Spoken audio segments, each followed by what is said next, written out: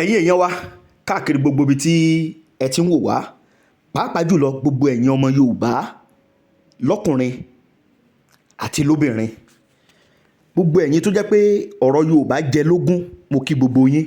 Now ẹ̀yin èèyàn wa ẹ súnmọ́ bí o, bí ọjọ́ bíi mélòó kan sẹ́yìn yìí ni ọba Ooni Of Ife, ìyẹn bàbá Ọ̀jájá, tí wọ́n ṣe àbẹ̀wò sí ààrẹ àná, ààrẹ Buhari ní Daura lọ́hùn nípínlẹ̀ Katsina. Ọ̀pọ̀lọpọ̀ àwọn èèyàn tí wọ́n ń wò pé kí ló ṣẹlẹ̀ ẹ̀yin èèyàn ẹ súnmọ́ bí. Kí ni Ọ̀ọ̀ni lọ ṣe lọ́dọ̀ Buhari? Kì í wá sọ̀ni nìkan o, pẹ̀lú àwọn lọ́balọ́ba kan ni wọ́n jọ kọ́wọ́ lọ sọ́dọ̀ Buhari. Ṣùgbọ́n àbẹ̀wò wọn sí Buhari, kí ló bá dé? Kí ni wọ́n jọ sọ? Kí ló ṣẹlẹ̀ ńbẹ̀? Ó ní n tó ṣẹlẹ̀.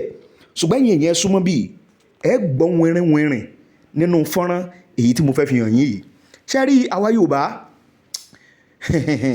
ìrẹsì ń bẹ lẹ́sẹ̀ alájọ wa, ọ̀pọ̀lọpọ̀ nǹkan ń ṣẹlẹ̀. Ẹ máa rí wípé ọ̀pọ̀lọpọ̀ àwọn ọmọ Yorùbá ni wọ́n sà ń pariwo pé àkókò ti tó tá a gbọ́dọ̀ lọ ilé wa, tá a gbọ́dọ̀ gbára wa kúò lóko ẹrú. Ṣùgbọ́n àní Ọ̀ọ̀ni Ifẹ̀ wọ́n lọ sọ́dọ̀ ààrẹ àná Buhari ní Daura. Kí náà lọ ṣe bẹ́ẹ̀? Ẹ̀yin èèyàn súnmọ́ bí iṣẹ́ ẹ máa bá ń share fídíò yìí. Gbogbo ẹ̀yin tẹ́ bá sà nífẹ̀ẹ́ Yorùbá tó jẹ́ pé bí Yorùbá ó ṣe kúò lóko ẹrú ló jẹ yín lógún, ẹ̀yin gẹ́gẹ́ ní kẹ́ ẹ máa wo fídíò yìí, kẹ́sì máa bá mi share kó máa kan àwọn míì tó jẹ́ pé èrò inú wájọ jẹ́ kan náà kó máa kàn wọ́n lára. Now mi ò ní rojọ́ púpọ̀ lórí fọ́nrán yìí, ṣùgbọ́n ẹ̀yin náà gbọ́ wìnrìn ńbẹ̀. Mo gbóṣùbà káre fún alàgbà Koiki Media fún iṣẹ́ takuntakun tí wọ́n ṣe. Kì í wá sí ìyẹn nìkan, ìyẹn olóyè Sunday Igboho, àwọn náà fi mẹ́sẹ̀gì tó lágbára wọ́n fi ránṣẹ́. Kí ni mẹ́sẹ̀gì yẹn is all about? Gbogbo ẹ̀ ní bẹ́ẹ̀ nu fọ́nrán yìí tá a jọ wò. The only thing tẹ́ kan lè ṣe fún gbogbo àwọn ọmọ ìyá wa yòókù ni pé ẹ jẹ́ á share fídíò yìí kó kan gbogbo wa lára. N tó dé mi lójú ni wípé whether they like it or not, ilẹ̀ Yorùbá ó dáa, yóò sì lójútùú. Ṣùgbọ́n gbogbo ẹni tó bá nílẹ̀ Yorùbá ò ní dáa nìkan, Ọlọ́run ti mọ bí ó ṣe ṣe wọ́n. Ẹ jẹ́ á fi ilẹ̀ báwọn. Ẹ bá ń share fídíò yìí kó kan gbogbo àwọn èèyàn lára. Kí náà lọ ṣe lọ́dọ̀ ẹ rántí ìgbà ayé Buhari? Ẹ mọ̀ tí wọ́n fojú ilẹ̀ Yorùbá rí, ẹ mọ̀ táwọn Fúlàní dáràndáràn ẹ mọ̀ tó tán pa. Ṣùgbọ́n ibẹ̀ ń kọ́ ni mò ń lọ. Fọ́nrán rẹ̀ ẹ jẹ́ á jọ wò, ẹ share kó kan àwọn míì náà láà. Ẹ jẹ́ ká gbọ́ ohun tí olóyè sọ lákọ̀ọ́kọ́. Gbogbo ẹ̀yin tẹ́ wá ń tẹ lágbára lọ́wọ́ tí ẹ ń lò ó bó ṣe wù yín, bó ṣe bẹ́ẹ̀ ṣe rò pé yẹ tẹ́ ń lò yẹn, ẹ gba lẹ́sìn lọ́wọ́ kú. Gbogbo wọn tó wá 1,000 lọ́wọ́ akọ́tọ̀ ẹ̀ sọ bẹ́ẹ̀ ẹ̀yin lọ́kàn ẹ̀ẹ́dọ̀mọ́ nǹkan wáyé. Nàìjíríà ti bẹ̀rẹ̀, àwọn ọmọ Yorùbá ní ti bẹ̀rẹ̀ ohun tó yẹ ká dá sí. Ohun tẹ́ sọ ni pé ohun tá à ń ṣe yẹn àti ìṣètò ká tún múra sí dáadáa. Nígbà yà bá jẹ wá tó di pé bàbá ń jẹ ọmọ, ọmọ ń jẹ bàbá rẹ̀, á ní làákàyè gbà. ìyá tí máa jẹ ara ìyàwó àbà pìyàmbù ni ìyàwó tí jẹ nìkan àbà. À ń sọ fún wọn ọgbẹ bàbá sọ kí bàbá yẹn tó kú. Bàbá ní tí Nàìjíríà ọba wọ ọmọ ẹ pé ẹ jẹ́ kálukú ọmọ lọ́lọ́ ẹ ṣéjà ni tó pa bàbá wa yìí. Torí pé tá a bá sọ pé bàbá ò ní bá wa ṣe àwẹ̀ tí ó máa kóṣù méjì àbúṣù mẹ́ta yìí, a sọ pé rọ ni o. kódà àwọn wáàsí Ramadan pẹtẹ. Gbogbo ẹ̀yin tẹ́ wá ń tẹ lágbára lọ́wọ́ tí ẹ ń lò ó bó ṣe wù yín, bó ṣe bẹ́ẹ̀ ṣe rò pé yẹ tẹ́ ń lò yẹn, ẹ gba lẹ́sìn lọ́wọ́ kú. Gbogbo ẹ̀yin tẹ́ ń sẹ́ kéèbú tẹmọ yẹn bú tẹ fún èmi yàkó lẹ́yìn Jésù ọlọmọdé rí ọmọ Jésù lè mi ẹ mọ̀ pé mi gbogbo tí ó wà mímí kú lẹ́yìn ọmọ Jésù lè mi ibẹ̀ mi ọmọ tí ó mú mi yàkó lẹ́yìn Jésù ọlọmọdé rí because ibẹ̀ ni wọ́n bí mi sí chọọchì ni wọ́n bí mi sí èmi ọdẹ bẹ lọhùn kí n kó n bẹ mo fẹ́ kú sí ọ̀dọ̀ Jésù báyìí kí n kú sọ́wọ́ Jésù mi báyìí so gbogbo àwọn tó tí ohun táwọn èèyàn mọ̀ ní pé nídìí àti wọn bára wa jà sẹ́sìn ẹ stọ́ọ̀pù ìjà ẹ̀sìn nílẹ̀ Yorùbá. Ohun tí ń jẹ wá níyà pọ̀ ju ká mọ́ ẹ má jẹ́ káwọn àwọn olórí wa yẹn kẹ́ mọ́ fi ẹ̀sìn dàrin wa rú ká lè mọ́ ráyè mọ́ rò nípa tàwọn bí wọ́n ti ń bàlújẹ́ tó ń kó jẹ tó ń sòsì yẹn wọn ò fẹ́ kẹ́ mọ́ ríro ni wọ́n fi ń fi ẹ̀sìn dàrin wa rú ẹja stop ẹ jẹ́ kí mùsùlùmí ṣe tiẹ̀ kí kírísítẹ̀n ṣe tiẹ̀ káwọn oníṣẹ́ ṣe tiẹ̀ wọn ẹjọ́ mọ̀ fọlọ́ bẹ̀yìn ẹ kó lórí ìjà ìsìn ká fèsì àwọn wèrè yẹn ká bá wọn jà ẹgbàlẹ́sìn lọ́wọ́ kú o ẹgbàlẹ́sìn lọ́wọ́ kú ìyà ń jẹ àwọn ọmọ Yorùbá pọ̀ Nàìjíríà ó tó gẹ́ ẹ̀pín Nàìjíríà ẹ jẹ́ kálukú ọmọ ọlọ́run ẹ̀ kò lè wọ́ọ̀kù mọ́ Nàìjíríà ti expire ẹ jẹ́ apín kálukú ọmọ ọlọ́run lọ ẹ̀ bẹ́ẹ̀ bá dẹ̀ lẹ́ẹ̀ ní gbọ́ àwa náà ò ní gbà. àwa tọrọ. ẹ yẹ ká kọ́ ọ̀tún gbọ́ lẹ́ẹ̀kan sí i kó tó di pé I hear the phone with her tell her I'm gonna need it please. gbogbo ẹ̀yin tẹ wá ń tẹ lágbára lọ́wọ́ tí ẹ ń lò ó bó ṣe wù yín bó ṣe bẹ́ẹ̀ ṣe rò pé yẹ tẹ́ ń lò yẹn ẹ gba lẹ́sìn lọ́wọ́ kú. ọ̀sẹ̀ lọ́wọ́ akọ́tọ̀ ẹ̀ ń sọ bẹ́ẹ̀ ẹ̀yin lọ́kàn ẹ̀ ṣe mọ́ nǹkan wá Nàìjíríà ti bẹ̀rẹ̀ àwọn ọmọ Yorùbá ní ti bẹ̀rẹ̀ ohun tó yẹ ká dá sí ohun tẹ́ sọ ni pé ohun tá à ń ṣe yẹn àti ìṣètò ká tún múra sí dáadáa nígbà yà bá jẹ wá tó di pé bàbá ń jẹ ọmọ ń jẹ bàbá rẹ̀ á ní làákàyè gbà ìyàwó àbà ìyàmbù ni ìyàwó tí ì jẹ ní àbà à ń sọ fún wọn ọgbẹ bàbá sọ kí bàbá yìí tó kú bàbá ní tí Nàìjíríà ọba wọ ọmọ ẹ pé ẹ jẹ́ kálukú ọmọ lọlọ ẹ ṣéjà ni tó pa bàbá wa yìí torí pé tá a bá sọ pé bàbá ò ní bá wa ṣe àwẹ̀ tí ó máa kóṣù méjì àbúṣù mẹ́ta yìí á sọ pé rọ ni o. kódà àwọn wáàsí ramadana ti kú rẹpẹtẹ. gbogbo ẹ̀yin tẹ wá ń tẹ lágbára lọ́wọ́ tí ẹ ń lò ó bó ṣe wù ú bó ṣe bẹ́ẹ̀ ṣe rò pé yẹ tẹ́ ń lò yẹn ẹ gba lẹ́sìn lọ́wọ́ kú gbogbo ẹ̀yin tẹ́ ń sẹ́ kéèbú tẹ́mọ̀ yẹn bú tẹ́mọ̀ èmi yàkó lẹ́yìn Jésù ọlọ́mọdé rìn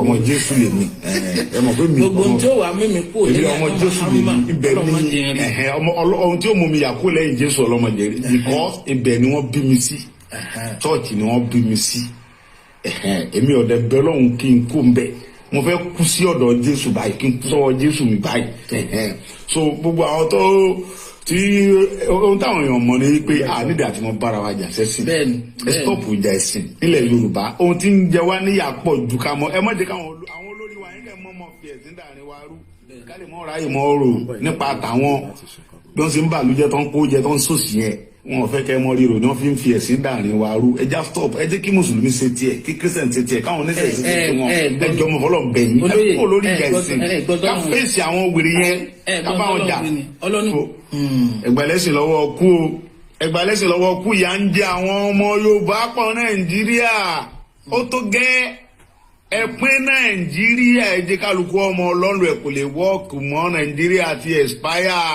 ẹ jẹ́ apín kálukú ọmọ ọlọ́run lọ ẹ̀ bẹ́ẹ̀ bá dẹ̀ lẹ́ẹ̀ ní gbọ́ àwa náà ò ní gbà. àwa tọrọ. mo kí gbogbo alẹ́ nǹkan ṣe pé iṣẹ́ tí kò wọlé mo kí wa ní kíkí ọlá mo kí bàbá wa Professor Adébánjí Akíntóyè mo kí olóyè Ọmọdéyẹmọ Ìgbòho mo kí gbogbo àpè ìpínlẹ̀ ní gbogbo ibi tẹ́ tí ń darapọ̀ mọ́ wa bí a ti ṣe fẹ́ wọnú ètò yẹn lọ ọ̀pọ̀lọpọ̀ ohun tí a fẹ́ sọ ó dá lórí ibi tí bàbá wa Akíntóyè tí wọ́n ń darí wa lọ ẹ má bínú mo sì fẹ́ start Twitter mi tí kò tó di pa máa wọnú ètò yẹn lọ mo kí wa lẹ́ẹ̀kan sí mo kí wa dáadáa àníṣe lásán. There is no land called Nigeria. There is no language called Nigeria. There are no people called Nigerians. We are only deceiving ourselves. We are not Nigerian. Okay. Where is Nigeria? Where is the land called Nigeria? What is the Nigerian language? We are nations that had been forced together to live in one pathetic country. So anybody who goes there today to say pray for Nigeria, that person is just deceiving himself, because the people who want to be that Nigeria had not sat down to agree if they want to be Nigeria. mo kí wa lẹ́ẹ̀kan sí pé àkó bó ṣe ń lọ àkó àkọọ́lẹ̀ àkó gbogbo bọ́rọ̀ Nàìjíríà bí ogbó a ṣe ń rí lọ́tún lósì. Mo kí wa lẹ́ǹkan sí, mo kí màmá tó bí mi, mo kí àwọn tó jẹ́ mọ̀lẹ́bí nílé àti lóko. Ẹ jẹ́ a gbọ́ clip yìí. This was 2021 nígbà tí àwa pẹ̀lú àwọn ninas kákọ̀ refresh brain wa kó tó di pé mo. ká má lè sọ̀rọ̀ ká má lè sùn ká má lè gbé àásùn náà wá ọkàn wọn balẹ̀ àárín lọ lórí rìn ọkàn balẹ̀ kí ló dé sẹ́rù ni wá ní àṣàyẹ wà àwọn olórí la sì yàn adẹ̀lá àṣẹmọ́ tí káwa ní Èkó ń bí àbábá gbogbo àwọn tí sọ lórí bẹ́ẹ̀ Fúlàní ni wọ́n àfẹ́ wọn mọ́ pọ́ọ̀tì wa dáa ní pọ́ọ̀tì méjèèjì Fúlàní ní kọ́ńtró wa ń bẹ̀ àfẹ́ wọn mọ́ gbogbo ẹ́pọ̀tì wa ń bẹ̀ yẹn Fúlàní ní sọ lórí bẹ́ẹ̀ àfẹ́ wọn mọ́ sẹ̀nẹ̀bọ́dà àfẹ́ Fúlàní bẹ̀ mọ́ láti sísí lọ tí bàbá bá ti sọ̀rọ̀ tán àwọn ọmọ Yorùbá kẹta dá sẹ́mítì á lọ sí gbogbo bọ́dà wa lẹ̀ láì ó lè mọ wọlé ó ti ó lè mọ wọlé gbogbo ó lè mọ wọlé nínú ẹlẹ́kùnṣẹ́ náà ó ti tó gẹ́ gbogbo bọ́dà wa tí ìjọba Nàìjíríà láwọn tí a sọ fún ọ pé àṣìlábẹ́ ọmọ báyìí a lọ sí gbogbo ẹlẹ́ láti sí ìlọ fúnra wa gbogbo tẹ́ bá bẹ́ẹ̀ ṣe fún wa àwọn akẹ́sì rẹ́dì fún yín ó ń gba ẹnu gbogbo ọmọ Yorùbá sọ̀rọ̀ ni o àwọn àkàlẹ̀ máa sọ pé ẹnu Yorùbá kò ẹnu wa kò ẹ má fọkàn sí o ẹ bá fẹ́ mọ̀ pé ẹnu wa kò ẹ̀yẹ ẹ̀fọ́ kan nìkan ẹ mọ̀ pé gbogbo àwọn ọba pátápátá níbẹ̀ lẹ́yìn wa ọba tó bá bọ̀ sí lẹ́yìn wa kọ́ lọ ṣe fídíò kárí òní mọ́júmọ́ ẹ fúra jẹ́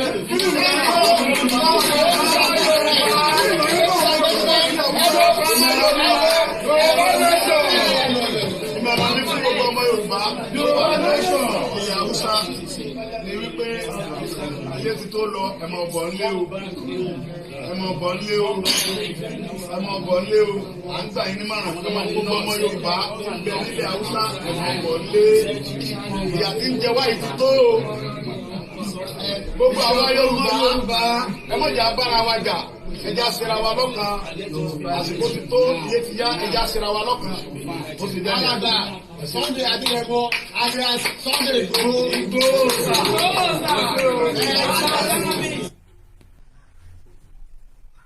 So mo kí wa lẹ́ẹ̀kan sí o àkúrọ̀lẹ́ o àdẹ̀kù àkóbó ṣe ń lọ.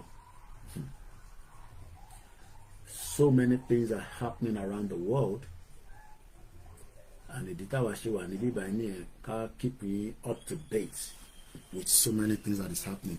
So let's just play one more thing, and then we play the anthem, and then we will officially start the program. There's not much I can do, and to any data, you can download the video, you can too. So there's not much I can do to help you on that. I wish there's another way around, but I think the stage here. I just can't believe to my prep. Wọ́n ní mi sí ìjọba mò ń lọ ń dá sí nǹkan tí ó kàn mí ṣùgbọ́n tó kàn mí mo dá sí torí pé ọmọ Yorùbá ni mí. Fúlàní ìbẹ́ lórí tí wọ́n pa wọ́n jí àwọn kan gbé ẹni tó bá gbowó tó kéré lọ́wọ́ rẹ̀ wọ́n gba 7 million wọ́n gba 10 million wọ́n gba 11 million lórí ilẹ̀ bàbá wa. Ọ̀rọ̀ yìí dùn mí ó bà mí lọ́kàn jẹ́ gan pé tá a bá torí pé tó Ọlọ́run gbà fáwa àwa ará àwọn ọmọ tí tẹ̀lé wa tó ń ṣààbò fún wa àwọn tí ò lẹ́ni tí ó tẹ̀lé wọn kọ́ ìdí nìyí tó mú mi lọ síbẹ̀ yẹn ìgbà tí mo dẹ̀ débẹ̀ ohun tí mo lọ fún ni pé láti lọ bá pé ṣé gbóhùn tí ń ṣẹlẹ̀ yìí lórí ilẹ̀ wa sọ da ẹ ti ń gbé pẹ̀lú wa adẹ̀fàyè gbà yín àbáyín jà àṣẹ nǹkan jàǹbá fún yín ọ̀rọ̀ yìí ni mò ń bá Sẹ́ríkì sọ̀rọ̀ làwọn ọmọ rẹ̀ yí ọ̀bọ̀n sí mi mo gba ìbọn yẹn lọ́wọ́ ìkan yọ àké àgbà ìkejì tún yọ ìbọn mi ìyẹn ti ẹ̀yìn ẹni bá wọnú fídíò yẹn tọ́ra fídíò wọn ó yin ìbọn yẹn sí mi kí n tó lọ́bọ̀ yẹn mọ́ lọ́wọ́ ẹ bá gbọ́ fídíò rẹ̀ pé ìbọn bẹ̀rẹ̀ sí dáhùn bẹ́ẹ̀ wọ́n yin ìbọn sí mi bẹ́ẹ̀ kí n tó bájà wá ẹ̀yìn pípù yìí tí n bá bájà wá ẹ̀ ní dúró tẹ́ ẹ̀ bá ti wá lè wá àtúnṣe sí ọ̀rọ̀ jíjígbé àti pépà àwọn ẹ̀gbọ́n wa àtàwọn àǹtí wa àwọn bọ̀dá wa àtàwọn ìyá mi àtàwọn bàbá mi tẹ̀jẹ̀ wọn lò kó mọ́ yé o ó fẹ́ tàkẹ́ forílẹ̀ bàbá wa lẹ̀ ọ̀rọ̀ náà ń fà yìí sọ̀rọ̀ ẹ̀sìn kí sọ̀rọ̀ ọjà àwọn kan gbé wọn fẹ́ pa àwọn mùsùlùmí kílọ̀kànmíkan mùsùlùmí kílọ̀kànmíkan kírísítẹ̀ kílọ̀kànmíkan gbogbo ń táwọn fà yìí èmi ò nídìí kẹta àlàáfíà Yorùbá ni mò ń wá mi ń fẹ́ kankan bẹ́ẹ̀ wọ́n ń dúnkòkò tọ́pọ̀ jù wọ́n ń dúnkòkò ntọ́lọ́hún táwọn tí ń dúnkòkò náà mọ̀ pé àwọn ń dúnkòkò mọ́ mi ṣùgbọ́n ohun tí èjé kí ẹrù bà mí ni pé ó ń bẹ nínú Bíbélì pé tíyẹn bá ń jà fún ẹ̀tọ́ ẹ̀ lórí nǹkan bàbá rẹ̀ tó bá kú síbẹ̀ kò sí nǹkan kan torí pé mo mọ̀ pé gbogbo nǹkan tó ń ṣe nìyẹn fúngbà díẹ̀ ni wọ́n ń dúnkòkò láti bí ìjẹ́ ẹni tọ́rọ̀ ti ṣẹlẹ̀ ń sìn ni wọ́n ti ń pè mí àwọn fẹ́ wá wọ́n máa arrest mi wọ́n ti ń sẹ́ni mẹ́sẹ̀jì oríṣiríṣi pé wọ́n fẹ́ wá gbé mi nílé ẹ̀rù kankan ò sì bà mí.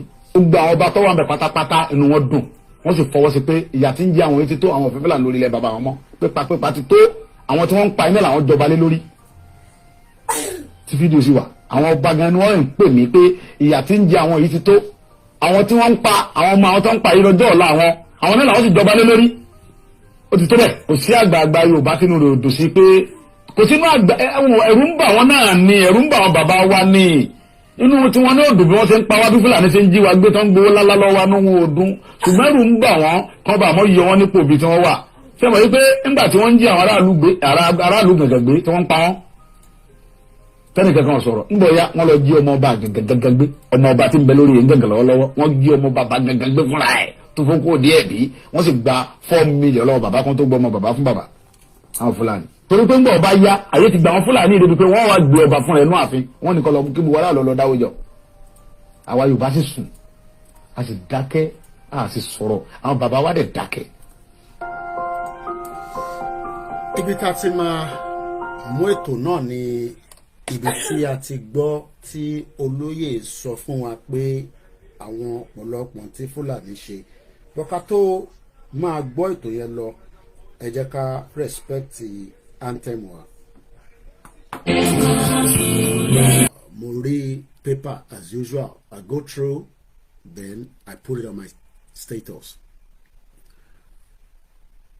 nìkan náà àwọn paper yẹn ó wá flag sí mi lójú I thought bí a mo rí dáadáa mo wá tó wò mo make sure pé paper tèdè ni mo lọ Google ẹ̀ mo rí pé ó wà confirm ó fún mi ní a bit of setback pé bóyá ààrẹ ni tí ó advice kábíyèsí àbí bóyá nǹkan mi wà níbẹ̀ I don't have any intelligence tí kábíyèsí mọ̀ táwọn ò mọ̀ bóyá láwọn ìgbésẹ̀ tó ń gbé tó fi ní impact fún Yorùbá tí wọ́n ti sọ fún wa bóyá nìkan táwọn irúnmọlẹ̀ sọ fún kábíyèsí tí kábíyèsí ò expose fún wa but the headline tó wà nínú the Punch newspaper kò dẹ̀ ń ṣe Punch newspaper nìkan ni headline yẹn ti jáde ó jáde lórí Blueprint newspaper ó jáde lórí Solis Base ó jáde lórí The Nation newspaper ó dẹ̀ jáde lórí Legit IT Nigeria ó jáde lórí Tribune ó dẹ̀ jáde lórí Channels ó jáde lórí The Wheels. These are just reference points in case tẹ́yìn náà bá fi lọ kà ó wà lórí Instagram ó jáde lórí Vanguard ó wà lórí Facebook Tory News New Telegraph so that means it's a confirmed news in tí mo kàn fi point out nìyẹn ni mo ṣe reference it because as journalists we tend to reference ọ̀rọ̀ tá a bá mú wá so that ẹni tó bá gbọ́ kó lọ láǹfààní àti lọ preview ẹ̀ padà fúnra wọn. And the headline tí olúkálùkù wọn lò màá kọ́ brief wa and I will just take one at random. According to the Vanguard Ooni of Ife visit Buhari. That is the headline. Lórí the Punch newspaper, Buhari did his best as president, says Ooni of Ife. Lórí the Nation newspaper, Buhari is 30 years younger than his age, says Ooni of Ife.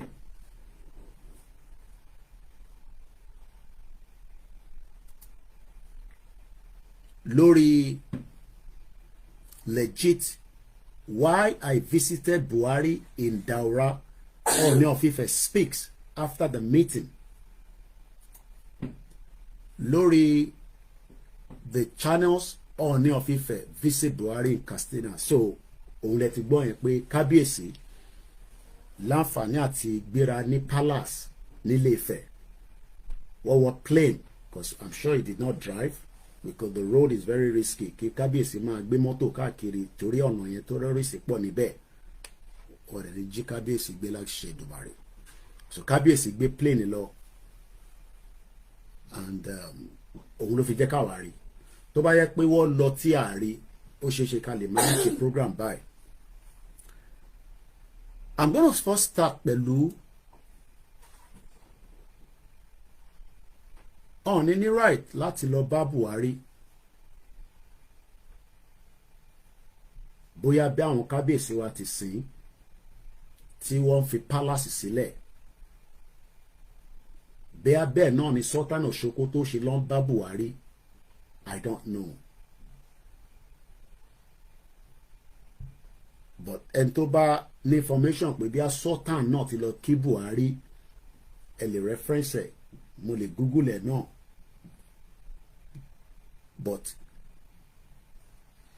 èyí tó lè mú kábíyèsí kúrò nílẹ̀ Yorùbá pé wọ́n lọ bá Buhari, bóyá nǹkan míì wà ní behind táwọn wà aware of, bóyá ó ti ń dé stage pé Nàìjíríà fi pín, bóyá wọ́n kọ̀ lọ kí, bóyá wọ́n kọ̀ náwọn nǹkan kan tó fi pass sí. I don't have those information, but n tí mo mọ̀ ni pé according to the news, èní ní ọjọ́ kejìlá nínú oṣù kejìlá 2024, bàbá wa kábíyèsí Ọọ̀ni of Ife Ọ̀jájá II wọ́n tẹ̀kẹ̀ lọ, wọ́n gbé plane lọ, wọ́n lọ bá Buhari.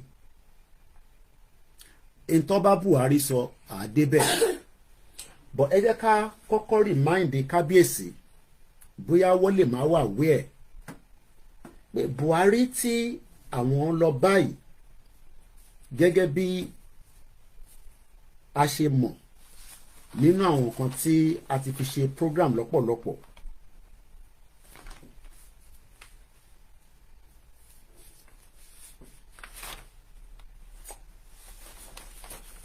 tí a lè fi remind kábíyèsí àtàwọn tó ń bẹ ní palace tí wọ́n jẹ́ bí àwọn elétò nílé Ifẹ̀, so àkọlé wà careful pé arákùnrin tó ń sọ yìí tí ó ń bá kábíyèsí ya picture yìí, nǹkan báyìí ló ṣe fún àwa Yorùbá. Díẹ̀ ni a gbọ́ tí olóyè sọ lẹ́ǹkan, à play lẹ́ǹkan sí again.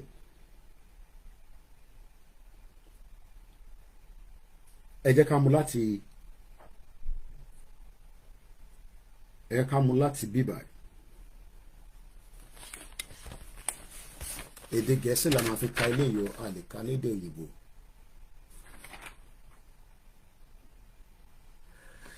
Màá mú láti bíbá. Nigeria lack the unity and the cohesiveness and the orderly political and economic life necessary for such great accomplishment. A manipulated election in 1979 and another that was bluntly rigged and violently protested in 1983 shut down those who were proudly talking about making Nigeria the black man world power. There was another military coup in December 1983, Buhari, led by another northern military officer, Buhari. From then on, rather than grow in prosperity, and power, Nigeria entered into a process of truculent Fulani grabbing of control, of unrelented centralization of political power, resources control, and development management, and the most rabid culture of public corruption in the world. So, kíkọ̀ ṣàlàyé bẹ̀yẹn díẹ̀, kò ń ṣe pé Tinubu bí bàbá ṣe sọ ló start corruption nínú Nigeria. Corruption ti exist nínú Nigeria for a very long time. And adẹ̀ mọ̀ bí tí gbogbo ọ̀rọ̀ corruption yẹn tó ti erupt. The northern Fulani control became so total that one of the military dictators felt free in 1993, ìyẹn Babangida, to annul a complete and peaceful presidential election without giving any reason for his action. And another felt free to arrest and imprison the winner, ìyẹn Abacha, to arrest the late MK Abiola tó fi di pé condoleezza tó di ọ̀rọ̀ wọ́n mutí kó tó di pé ẹ̀mí jábọ́ lára MK Abiola. And then to institute a murderous reign of terror to stop popular reaction, and yet another unilaterally impose a constitution on Nigeria by decree in 1999. So mẹ́rin ni wọ́n: Buhari ní 1983, Babangida ní 1993, Abacha nígbà tí yẹn mú Abiola kúrò lọ́nà, Gowon lára àwọn tí wọ́n pètò military decree 1999 constitution tó ń lò lọ́wọ́lọ́wọ́ tó ń sọ pé àwọn amend. The Nigerian culture of impunity and public corruption has grown so mighty since then that it has earned Nigeria year after year the assessment as the most corrupt country in the world. Since 2018, Nigeria has been classified as the #1 of extreme poverty in the world. The succeeding northern military dictator from 1985 to 1999, serving the purpose of centralization and of Fulani control of power and resources, rammed down their system irremediably.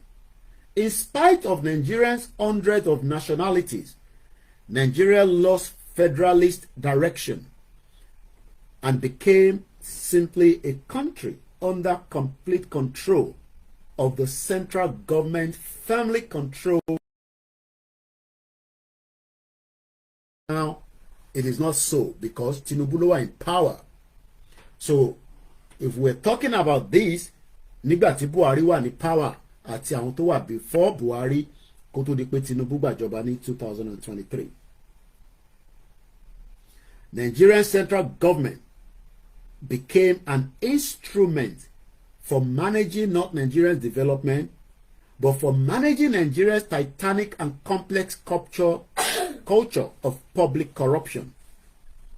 In the end, the Nigerian Fulani political elite, intoxicated by all this great success of theirs in the politics of Nigeria, and by continued covert British support, embark on a pre-modern and primitive ambition to employ violence to conquer all the other nations of Nigeria and turn their homelands into a large Fulani homeland. The outside world lacks an understanding of this bizarre political turn in Nigeria. Àwọn tó wà níta tó jẹ́ àgbáyé wọn ní understanding in tó ń lọ nínú Nigeria. Ṣe làwọn rò pé bóyá climate change táwọn tí wọ́n ní màlúù tí wọ́n rí omi ní gbogbo ọ̀nà Sahel ìyẹn ló ń jẹ́ kó máa wá sísàlẹ̀ ní southwest wá sínú Nigeria lọ́dọ̀ tiwa. Torí pé in tí wọ́n sọ fún wọn lágbàáyé nìyẹn, especially tó bá ń conveal in different conference and meetings around the world. The outside world lacking an understanding of this bizarre political turn in Nigeria wrongly saw it as a development arising simply from climate change, from the coming of the prolonged drought in the West African Sahel and Sudan from the 90s. The consequent veering of Fulani cattle herders southward into the forest territories in search of grass for their cattle, and therefore intensify conflict between farmers and cattle herders in Nigeria. But that is not the true explanation for what has been happening in Nigeria. Ìyẹn kì í ṣe òkodo ọ̀rọ̀ tó ń lọ nínú Nigeria until nígbà tá a bẹ̀rẹ̀ sí ń jáde táwa ń fún wọn ní in tó ń lọ gangan under the leadership of Professor Adebanji Akintoye. The drought did force cattle herders to veer south in all countries of West Africa. Ṣèbí wọ́n ní right láti lọ sí gbogbo other West African country. Kí ló wá jẹ́ tó jẹ́ pé ọ̀dọ̀ tiwa ni wọ́n fẹ́ stable sí, tó fẹ́ jókòó sí, tó náà wọ́n lọ́mọ́. What happened in Nigeria is that, to repeat, the small Fulani political elite, enormously emboldened by their great success in the politics of Nigeria and by continued British covert support, decided to turn the masses of distressed Fulani cattle herders into a mass army for conquering the homeland of all these peoples. Of Nigeria for a Fulani homeland. In tó ń ṣàlàyé fún wa níbẹ̀ yẹn, òun ni pé àwọn tó jẹ́ political class àwọn Fulani, people like Ganduje, ọ̀pọ̀lọpọ̀ àwọn tí wọ́n jẹ́ àwọn adarí wọn tí wọ́n wà into the politics, they were been making distress call. Wọ́n ń pè níta, wọ́n ń pè àwọn tí wọ́n ń bẹ níta lórí ìkànnì Koiki Media ọjọ́ 12 oṣù 12 ọdún 2024. Wọ́n ń pè àwọn Fúlàní tó ń bẹ ní gbogbo African countries àti gbogbo ibikíbi tó bá wà pé àwọn nídìí ìrànlọ́wọ́ wọn, àwọn nídìí wọn kọ́ wá fọwọ́ kún àwọn tó ti wà nínú ilé láti lè jàjàǹgbara, láti lè gba ilẹ̀ wa kúrò lọ́wọ́ wa. Ó wá ṣì ń yà mí lẹ́nu bóyá wọ́n bírífù kábíyèsí dáadáa, ìyẹn bàbá wa Ooni of Ife tí wọ́n lọ sí Katsina tó lọ bá Buhari. Now ẹ jẹ́ ká wá bẹ̀rẹ̀ sí í gbọ́ ihun tí bàbá wa Professor Adebanji Akintoye sọ lórí ọ̀rọ̀ Buhari, torí Buhari tí kábíyèsí Ooni of Ife Ọ̀jájá II Adéwuyì Ògúnlẹ́sì tí wọ́n lọ sí ilé tó lọ sí Katsina tó lọ bá Buhari, tí wọ́n dẹ̀ ń sọ fún gbogbo ọmọ Yorùbá nílé àti níta pé Buhari ó ṣe the best. Ṣé kábíyèsí ń sọ fún wa nísìn pé pípa ènìyàn tí Buhari gbé kalẹ̀, pípé gbogbo Fúlàní tó ń bẹ lágbàáyé pé kó máa bọ̀ nílẹ̀ Yorùbá, ṣé ara the best náà nìyẹn? Èmi ń béèrè ni o, torí kò yé mi. Ìyẹn mo ṣe ń bi kábíyèsí àti palace pé ọ̀rọ̀ yẹn ò yé wa, bí akọ́ bá wa release communique, torí pé Buhari táwọn sọ pé ó ṣe best ẹ̀, ṣé kábíyèsí confam nísìn pé gbogbo tí Buhari ṣe náà sílẹ̀ Yorùbá ní pípa ọmọ Yorùbá àti gbogbo jàǹbá tó ń ṣe lọ́wọ́lọ́wọ́ nísìn ara the best náà ni? Ìyẹn ni kò yé mi o, ni mo ṣe gbé ètò yìí jáde pé kéèyàn jọ gbọ́n kájọ wò ó, kájọ gbé yẹ̀ wò, nítorí pé ọ̀rọ̀ yìí ó ní bákan nínú tèmi. Ẹ jẹ́ ká wá gbọ́n tí bàbá wa Professor Banji Akintoye sọ nípa Buhari tí kábíyèsí lọ bá ìyẹn ní Katsina, ìyẹn lé ní ọjọ́ 12 oṣù 11. Bóyá kábíyèsí bóyá wọ́n gbọ́ pé Buhari wà lára àwọn tí àbóhùn gangan ló gbé ìgbésẹ̀ pé kó pa Olóyè Ìgbòho sílé. Wọ́n máa pọ̀ kú méjì. Bóyá kábíyèsí bí àwọ̀ brief kábíyèsí pé ìṣẹ̀lẹ̀ tó ṣẹlẹ̀ ní July 2nd 2021 ní Soka ní ìlú Ìbàdàn, ọmọ Yorùbá, akẹ́kọ̀ọ́jú ọmọ Yorùbá ni wọ́n fẹ́ pa ní Soka nínú ilé Olóyè Ìgbòho. wọ́n rí olóyè pa lóòótọ́ àmọ́ wọ́n mú ẹ̀mí méjì lọ wọ́n dẹ̀ ṣe jàǹbá fún ọ̀pọ̀lọpọ̀ àwọn tó kó lọ náà. now ẹ jẹ́ ká padà sínú tí bàbá sọ nínú ètò tá à ń bá lọ ẹ̀. as soon as a Fulani leader ìyẹn tí kábíyèsí ń sọ nísìnyí pé Buhari did his best as the Fulani leader tí Tinubu lọ mú wá tó sọ pé èmi ló kàn àmọ́ Buhari ó ṣèkíní ó lulẹ̀ ó ṣèkejì ó lulẹ̀ ó ṣèkẹta wá lulẹ̀ nígbà tó wá dìkẹrin lòún pé bọ́ ṣe ń ṣe politics kọ́ lẹ́yìn ṣe ń ṣe yẹn jẹ́ kémi bá àwọn ọmọ Yorùbá sọ̀rọ̀ káwọn ọmọ Yorùbá accept ẹ gẹ́gẹ́ bí ẹni tó ti change tí kò kí ń ṣe Fúlàní mọ́ débi pé tó bá ti kó agbádá wọ̀ tó dé fìlà tí a gbé ẹ síta ṣínú ọmọ Yorùbá máa dùn bóyá ìyẹn náà ni kábíyèsí náà ṣe tẹkọ̀ lọ sí Katsina láti lọ bá Buhari bọ́tá ní Buhari gangan ẹja gbọ́n tí bàbá Akíntóyè sọ níbí báyìí. As soon as a Fulani leader Muhammadu Buhari was elected as the president of Nigeria in 2015, Buhari, the Fulani seriously commenced their plan to conquer the whole of Nigeria. Arákùnrin náà ni kábíyèsí tiwa nílẹ̀ Yorùbá tiwa ni wọ́n sọ fún wa pé Buhari did his best. Ọ̀rọ̀ yẹn ò yé mi o. For the next 8 years ní ọdún mẹ́jọ tí Buhari ṣe nílẹ̀ as a president of the Federal Republic of Nigeria. Ó ṣe jàǹbá tó pọ̀ ẹja wo àwọn jàǹbá tó ṣe lọ. For the next 8 years under President Muhammadu Buhari, Fulani cattle herders and militias indoctrinated with the message that Allah had given the whole of Nigeria to the Fulani for a Fulani homeland and heavily armed with sophisticated modern weapons, mostly AK-47 rifles. Bóyá wọ́n bífù kábíyèsí ní gbogbo eléyìí kó tó di pé kábíyèsí lọ sí Katsina nítorí pé bàbá Akíntóyè wọ́n ti ṣe lé síta tí kábíyèsí dẹ́ gbọ́dọ̀ ti ní kọ́pì lọ́wọ́ tí kábíyèsí wá ṣe ń sọ fún àwa Yorùbá diaspora àti ẹni tó wà nílé pé Buhari òun gangan ni ẹni tí ó gbìyànjú tiẹ̀ láti ṣe ikú pa gbogbo ọmọ Yorùbá kódà àwa tó kù tí kò rí pa tó bá possible gan wọ́n sì ní àǹfààní pé wọ́n fẹ́ ṣekú para wọn.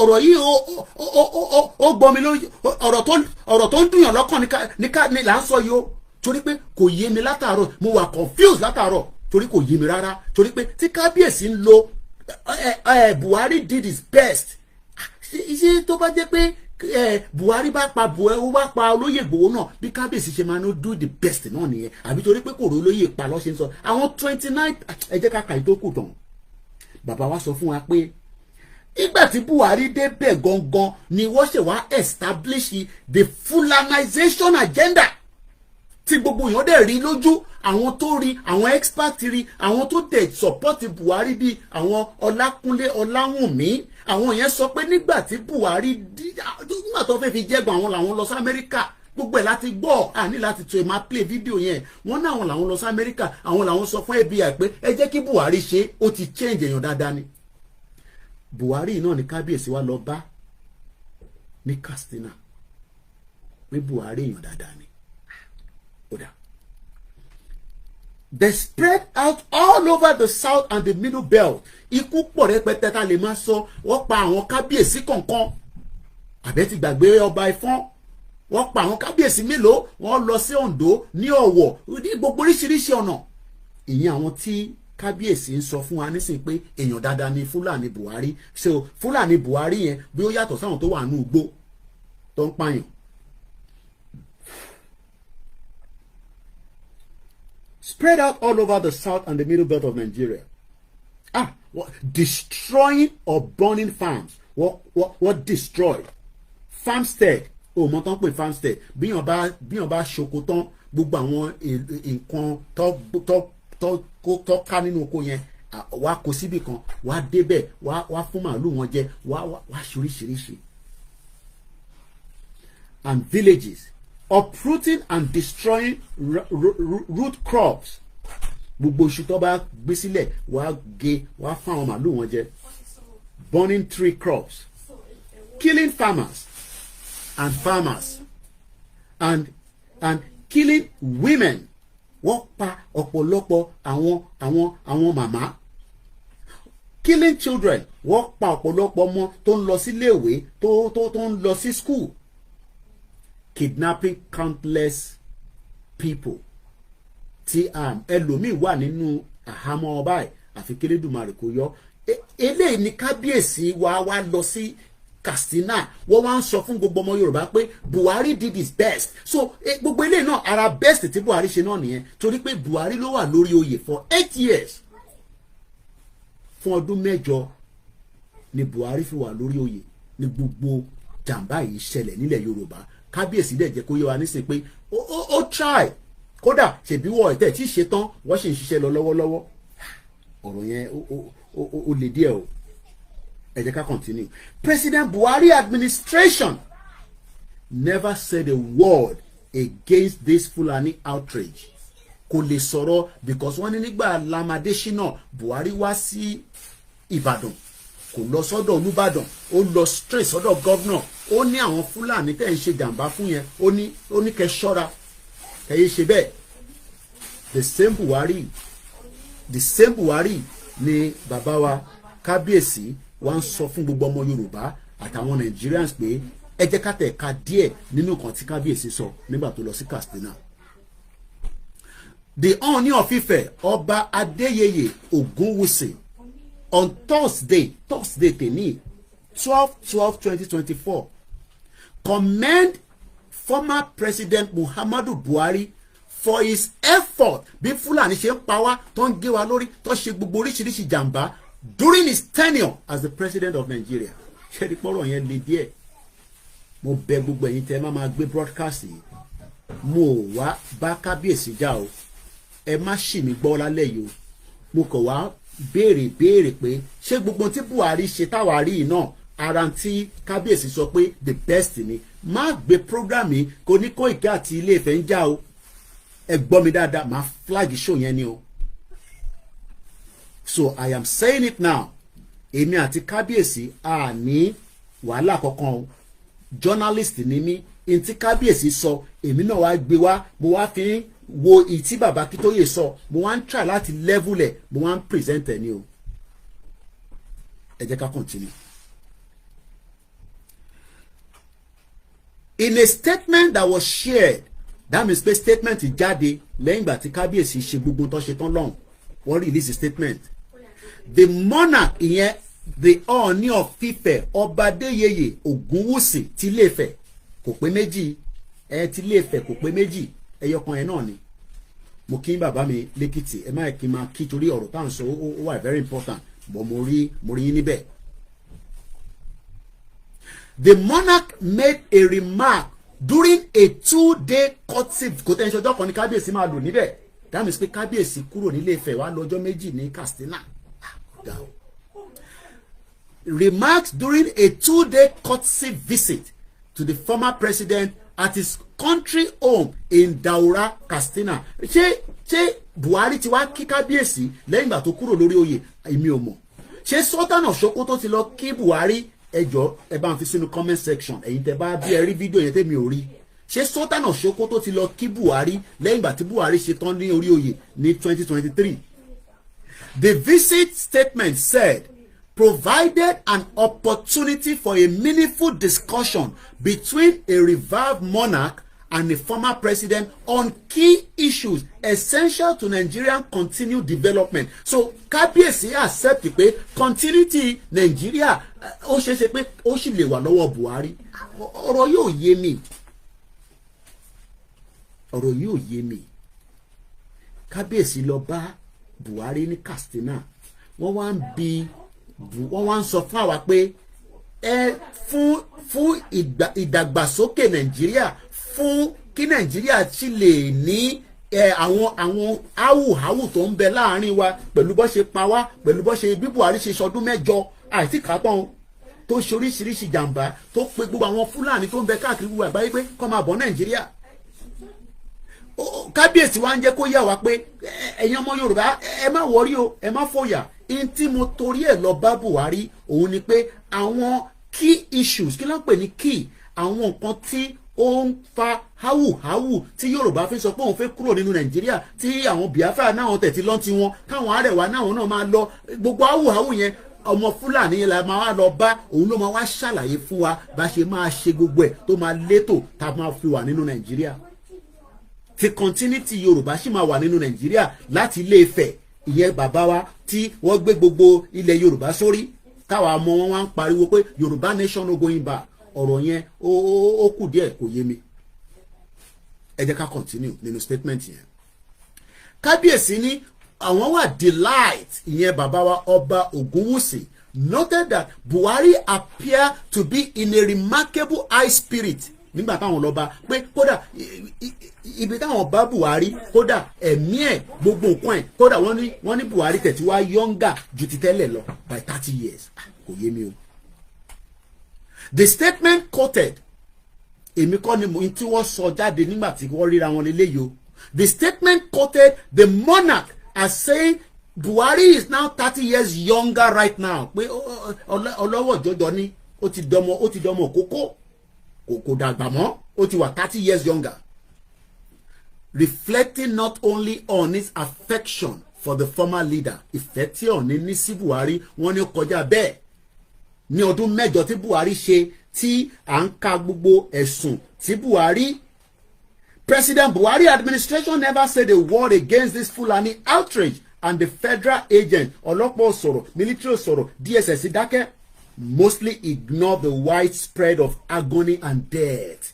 Tó bá pè nǹkan ní agony, èyí tó ń dùn àwọn èèyàn wọnú egungun, gbogbo tí àwọn èèyàn ṣe ń pariwo lọ́dún mẹ́jọ, ṣe ni Buhari dákẹ́, kò sọ sí. Buhari yẹn wá ní Ọọ̀ni sọ fún àwa nísìnyí pé kódà ìfẹ́ táwọn ní sí òun ló ń lọ lọ́nkàn yẹn. Wọ́n tún wá ń jẹ́ kó yé wa pé I can happily tell the whole of Nigeria pé ìwọ tó ò gbọ́ tẹ́lẹ̀ àtẹ̀mí tí o gbọ́ tẹ́lẹ̀, gbogbo ọmọ Yorùbá káàkiri gbogbo àgbáyé àti Nigerians, kábíyèsí ló ń sọ yẹn o. I can happily tell the whole of Nigeria that he is living a super well. Pé Buhari àlàáfíà ló wà. Ṣé àwa náà ti rí pé Buhari ò wá sí London? Ṣé mọ̀ pé nígbà tí Buhari wà lórí oyè, ó ṣe ló ń wá London léraléra ló wá ń gbà tọ́jú. Ṣé rí pé Buhari ò wá London mọ́ nísìn? Kábíyèsí ti confirm pé ara Buhari ó le koko bí ọ̀tá ni. Pé kò sí nǹkan kan tó ń ṣe Buhari rárá. Pé kódà Buhari táwọn rí yo, kódà ẹlẹ́jẹ̀ tútù ni, ó dàbí ọmọ 30 years old, kódà àwọn bá ní àlàáfíà ni, kódà wọ́n lo is living a super well, ó gbọ́dọ̀ máa gbé ní super well. Ẹ jẹ́ ká continue. He looks remarkably younger than his age, and God has truly blessed him with a renewed good health. Kábíyèsí ní Ọlọ́run ti ṣe àlàáfíà, ṣé àrí pé gbogbo àdúrà àwọn ti gbà lórí Buhari kò wá gbà tọ́jú mọ́ ní London lẹ́yìn ìgbà tó ti kúrò lórí oyè. Wọ́n ní Buhari ò ní láti lọ sí London mọ́, láti wá sí UK láti wá gba any kind of treatment. Ooni particularly highlighted that Buhari's unique experience as both a former military and a civilian president, along with his significant support based in the northern region, have the potential to ease governance challenges for the current administration. Now, in tí kábíyèsí ṣàlàyé níbẹ̀ ni pé ọpọlọ tó ń bẹ lórí Buhari gẹ́gẹ́ bí ẹni tó ti ṣe ìjọba alágbádárí àti ìjọba àwọn ológun, wọ́n ní ó ní ọ̀pọ̀lọpọ̀ iṣẹ́ tó fi ṣe ní northern region. Wọ́n ní kódà ó lè fi ṣèrànlọ́wọ́ fún ìyẹn President Bola Ahmed Tinubu tó wà lórí oyè lọ́wọ́lọ́wọ́ nísìn. Speaking further, láti tẹ̀síwájú, Ooni underscore Buhari's stature as an elder statesman, highlighting his humility and approachable leadership style. Pé Buhari ní humility. Pé humility Buhari, kódà tẹ́ bá fomi sí lẹ́nu báyìí, tẹ́ bá máa dé níjọ́ kẹta, ẹ bọ́ mi yẹn níbẹ̀. The monarch recognized the inherent challenges of governance. Pé gbogbo in tó ń lọ lọ́wọ́lọ́wọ́ náà àti tó wà nígbà tí Buhari àwọn understand it, stating that while no leader can satisfy every citizen, pé kò tí ì sí olórí kan tó lè satisfy gbogbo ọmọ Nàìjíríà, pé kò possible. Buhari náà sọ ó ní àwọn màálù òun kódà ó sàn ju Nàìjíríà lọ. Kábíyèsí wa ń sọ bẹ́ẹ̀ yìí pé o he believed President Buhari made notable stride in steering Nigeria towards greater progress, stability and unity. Pé Buhari gbé wa lọ towards unity kódà ó gbé wa dé stability. Pé Buhari gbé wa dé stability. Ẹ má bínú yìí wa. Ó gbé wa dé stability. Ó dẹ̀ gbé wa dé. Ẹ má bínú.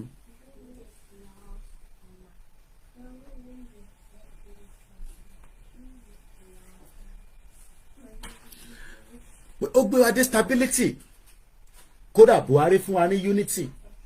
Kódà Buhari ó make progress tó pọ̀. But there was a lot of progress tí Buhari ṣe. I'm confused. Kò yé mi o. Orí ń fọ́ mi látàárọ̀. Gbogbo tí mo kà yìí nígbà tèmi kà ṣe lórí yẹn fọ́ mi kàkàkà torí kò yé mi. Torí mò ń try láti wo níbo ni stability yẹn ti jáde. Níbo ni progress ti jáde. Níbo ni unity ti jáde. Ìyẹn kábíyèsí ló ń sọ báyìí o ní ọjọ́ méjì tó lọ sí Buhari. Èmi mọ̀ bí àná lọ débẹ̀ ni o bí ẹni lọ débẹ̀ ni o but èmi ni statement yìí jáde. He paid tribute to Buhari's diligent effort during his presidency, saying he did his very best as Nigerian president, guiding the nation on his path.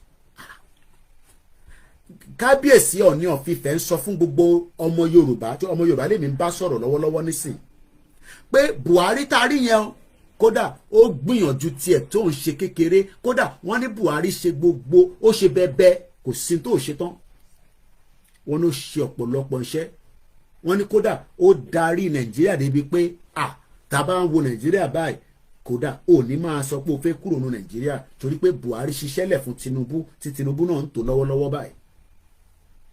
The statement partly read, "This meeting was not just a casual encounter, but a significant diplomatic engagement, underscoring the need for dialogue between leaders across the country." Ọjọ́ kọ̀ọ̀kan la máa fi ṣe program yìí because I'm not going to stay long on this program. But in tí kábíyèsí ń sọ níbí báyìí ni pé kò ń ṣe casual làwọn lọ bá Buhari o on a diplomatic mission. Mo wá ń béèrè pé ta ló rán kábíyèsí níṣẹ́? Ṣé UK ni wọ́n ti gbé kábíyèsí dìde? Àbí President Bola Ahmed Tinubu ló gbé kábíyèsí dìde? Àbí kábíyèsí ló gbé rẹ̀ dìde? Àbí àwọn onílẹ̀ ló gbé kábíyèsí dìde lọ sí Katsina? Ẹ bá mi fi sínú comment section.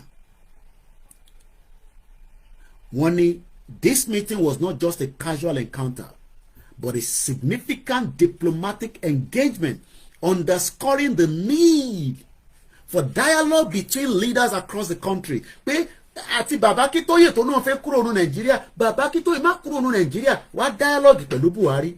Ìgbòho ìwọ tó ń pariwo yẹ àti gbóhùn ẹ ní Germany, má tún pariwo kankan mọ́, jájọ dialogue pẹ̀lú Buhari àtàwọn northerners. Okay, bóyá the other way round ẹni bóyá wọ́n dialogue bí gbogbo àṣẹ máa pín tí kò ní mú ìjà dání bóyá yẹn ni kábíyèsí bá lọ bọ̀ ẹ mọ̀ pé àwọn ọ̀rọ̀ bẹ́ẹ̀ yẹn wọ́n lè má sọ síta èyí tí wọ́n sọ ni mò ń kà síta là ń gbé yẹ̀wò. Ọ̀rọ̀ yìí ó le díẹ̀. This historic meeting historic ni lóòótọ́ because àwọn náà ti ń sọ̀rọ̀ lórí báyìí is an historic meeting tí àwọn tí wọ́n ń bọ̀ ní in the next 1,000 of years wọ́n gbọ́dọ̀ gbọ́n tá a sọ lénìí pé nígbà tí Ọọ̀ni lọ sí ọ̀dọ̀ kábíyé tó lọ sọ́dọ̀ Buhari o Buhari táwa mọ̀ Buhari monster Buhari pàyànpàyàn Buhari tó polongo pé gbogbo Fúlàní tó bá ń bọ̀ wọn ò ní di visa ẹ̀yẹn ṣáà máa bọ̀ tẹ́ bá ti délẹ̀ tẹ́ bá ti dé Nàìjíríà ẹ̀ ṣáà wọlé kẹ́ jókòó kẹ́ máa ṣayé lọ kẹ́ máa bí kẹ́ máa rẹ̀ sí tẹ́ bá dẹ̀ lè gbalẹ̀ sí kẹ́ máa gba gbogbo àwọn ilẹ̀ yẹn ìyẹn ni kábíyèsí sọ fún wa lọ́wọ́lọ́wọ́ báyìí. This historic meeting is a testament to Ooni Ogunwusi unwavering commitment to promoting national unity and nurturing constructive relations within Nigerian leadership framework. Okay, Ọọ̀ni ti bẹ̀rẹ̀ sí gbégbèsè. Okay, bí wọ́n ṣe máa dọ́dọ̀ Obi, àwọn ti ilẹ̀ Igbo lọ́hùn ni kò ṣe Peter Obi o. Bí wọ́n ṣe máa dọ́dọ̀ àwọn ti northerners kan náà àbí báwo, torí kò yé mi. Torí Ọọ̀ni náà wọ́n wá unity, national unity fún gbogbo wa, àwọn mélòó. Ṣáwa tá à ń sọ pé a fẹ́ kúrò ní Nàìjíríà náà, ṣé wọ́n wá unity fáwa náà ni àbáwọn tó sì believe in one Nigeria. Torí àwa kan gbàgbọ́ mọ́ nínú one Nigeria. Ẹ̀mí wa ti yọ kúrò ní Nàìjíríà. Kò sí nǹkan tẹ́ fẹ́ bá wa sọ tá fẹ́ gbọ́ lórí Nàìjíríà mọ́, torí ẹ̀mí wa ti yọ kúrò lára Nàìjíríà.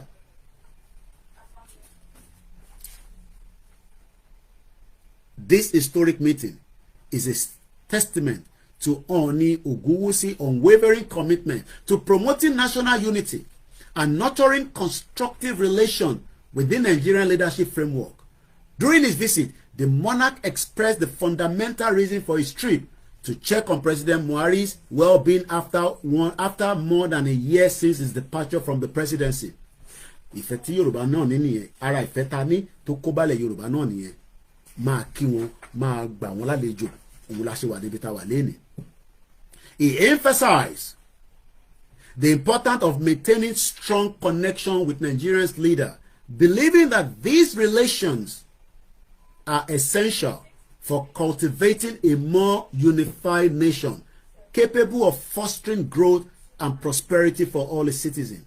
On his part, Buhari náà sọ̀rọ̀ báyìí lòun náà ṣe sọ, ó ní òun kí Ooni of Ife warmly welcome Ogunwusi graciously, escorting him to the Emir of Daura's palace. He later hosted Ooni along with a distinguished entourage of traditional rulers, which included the Ajero of Ijero Kingdom, Oba Joseph Adewale, the Ore of Ọ̀tún Èkìtì, àwọn tó bá kábíyèsí lọ làwọn eléyìí o, Ọba Adékúnlé Adéayọ̀ Adéagbo, and the Alara of Ilara Ẹ̀pẹ́, Lagos State, Ọba Olúfọlárìn Olúkáyọ̀dé Ògúnsanwó. In his remark, Muhammadu Buhari said, "It is always a privilege to receive Kábíyèsí and his esteemed entourage of kings. Let us continue to pray for the unity of our country." Buhari ní ká pray for the unity of Nigeria and hold these leaders in our thought. My unwavering belief in Nigeria remains strong and unshakable. Buhari ló ń sọ yẹn. Buhari ní òun ní strong belief in Nigeria. Kò dẹ̀ sí nǹkan kan tó máa break it, kò sí nǹkan kan tó máa shake it. The statement added that the meeting was not just casual encounter, but a significant diplomatic engagement, underscoring the need for dialogue between the leaders. Now, ẹ jẹ́ ká wá parí èyí tí bàbá Akíntóyè sọ níbí báyìí. It is inevitably became obvious to all harassed Nigerians that the government of President Muhammadu Buhari, while he was in power for 8 years, had ordered its employees not to interfere with the Fulani killers and destroyers, and that Buhari presidency was covertly assisting the Fulani conquest. There is no official estimate. Ibi báyìí mo fẹ́ kí kábíyèsí kó gbọ́ bí àwọ̀ gbọ́ bí báyìí rí ẹ bá mi send ẹ̀ sí palace pé nígbà tí Buhari wà lórí oyè nǹkan báyìí ṣẹlẹ̀ sáwọn ọmọ Yorùbá. There is no official estimate of Nigerians killed by the Fulani in Buhari's years because the government had no interest in such. But according to an unofficial estimate, as many as 29,000 Yoruba people were killed in their Yoruba homeland. These are the deaths of Yorubas in Nigeria, and Ooni is telling us that Buhari did his best. Wow. What a good time to be alive. Most Yoruba farmers have abandoned farming altogether, and traditionally Yoruba agricultural economy has been destroyed. Tí Ooni náà wà aware of pé ọ̀pọ̀lọpọ̀ àwọn èèyàn wọlé lọ sóko torí pé oko tó fẹ́ lọ àwọn Fúlàní tí Buhari kó wọlé ṣe ni wọ́n ń dá wọn ní wọ́n ń jọ ẹ̀mí wọn légbodò. As President Tinubu was being sworn in on May 29 to succeed President Buhari, greatly confident armies of Fulani destroyers and killers were waiting for him. They were sitting on the enormous amount of Nigerians' money that had been stolen in recent years of the Fulani war of conquest, and their own enormous arsenal of various weapons. And not Dr. Lake Malafia. They are sophisticated, their network is, they have money. During the COVID, they were moving plane all over the place and putting it all over the southwest part of Nigeria. They immediately heightened the tempo and viciously of their killings and kidnapping. In January, 2024, they publicly declare war against President Tinubu himself and threatening to invade the president's office and seize the seat of power. Koiki Media bringing the world closer to your doorstep. Ẹ bá wa pín ètò yìí ní gbogbo ibi tí ó bá ti kàn yín lára. Now, let's review all this all together. I am confused. I don't know whether you are. Something is not right. Ẹ̀yin àgbàlagbà dẹ̀ lẹ ní ẹni ojú tí èmi fi ń wò ó lè yàtọ̀ sójú tẹ̀yin náà fi ń wò. Bí abẹ́mi ṣe rí, bóyá ó náwọn nǹkan míì tẹ̀yin rí tèmi ò rí. Kí ló lè fà á tí bàbá wa Ooni of Ife ṣe lọ bá Buhari? Ṣé ìgbìyànjú Yorùbá nation ti fẹ́ jáde ni? Àbí unity tí wọ́n dárúkọ òun ni à ń expect pé kó work in the one Nigeria that many people says it was not going to work. Mo fẹ́ ṣe phone line, but what I don't want is to get people calling and then abusing Kabiyesi and all that. No, I'm not going to tolerate that.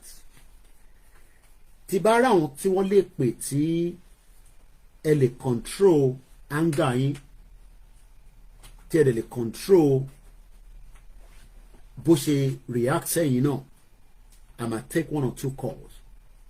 But you're not going to call and start saying kò ní dá fún èèyàn kan. No, I'm not going to give that to you. Any right ẹ lè ṣe platform tí yín náà kẹ́ ṣe gbogbo yẹn níbẹ̀, which I don't think I will endorse. But abarẹ́n tí ó ní another angle tẹ́ fi wo ọ̀rọ̀ yìí. This program is just another kódà 2 hours gan tó bá máa pé. So I'll just open the phone line.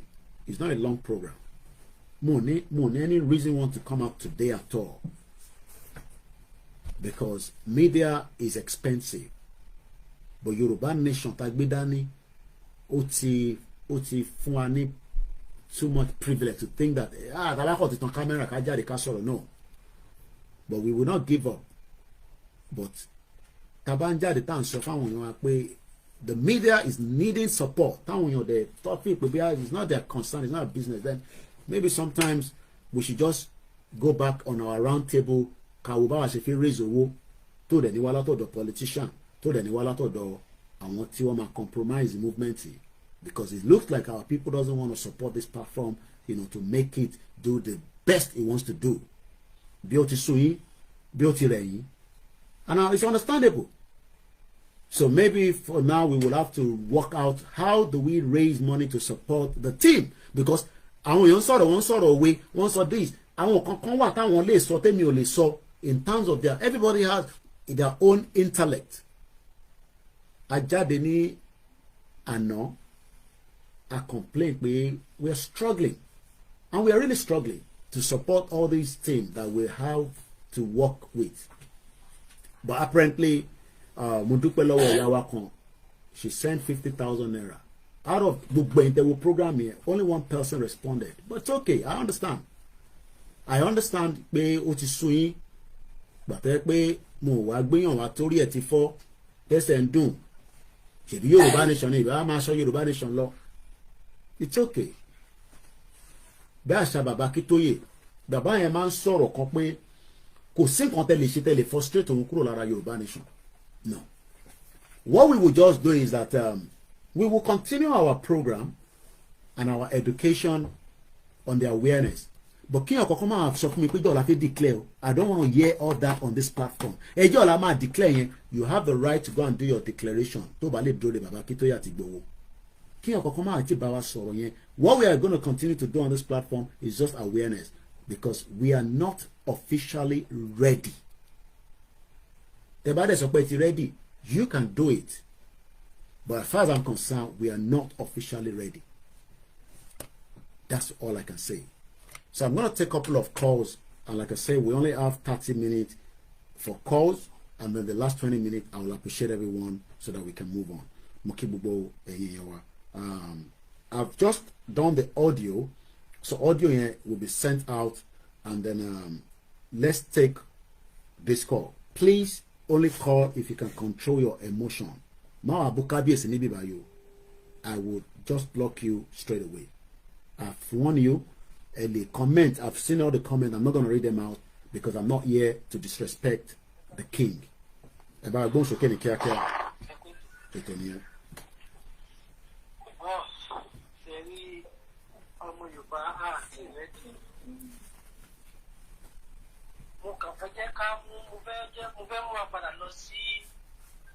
Ìbàdàn wá fún wa ní information pé wọ́n fẹ́ ṣe meeting nílẹ̀ Yorùbá pẹ̀lú àwọn ọba. Ṣé àbọ̀ meeting wọn lélẹ̀? Ọmọ Yorùbá ẹni tó mọ̀nà ní kẹ́kẹ́ ká tẹ̀lé. Iṣẹ́ wà lọ́wọ́ gbogbo wa láti ṣe. Ìyá ti tọ́jú ẹ̀. Gbogbo tó ṣẹlẹ̀ yìí tó ń jáde fún wa wọ́n sọ ó dẹ̀ rí bẹ́ẹ̀. Kí la tún fẹ́? Òtítọ́ wo la tún fẹ́? Àpẹẹrẹ wo la tún fẹ́ tó tún fi hàn wá? Kí nìkan tá a fẹ́ rí? Olódò wo la tún wá kiri?